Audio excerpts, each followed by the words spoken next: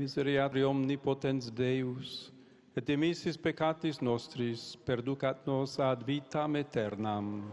I begin with a word in English, and the rest is in Italian. But I want to repeat the words from the responsorial psalm. I will sing a new song to the Lord because he has done marvels. And indeed, not just with me, but with all of us, my brother cardinals. Giunto nella regione di Cesarea di Filippo, Pietro, nella sua risposta, coglie tutte e due queste cose.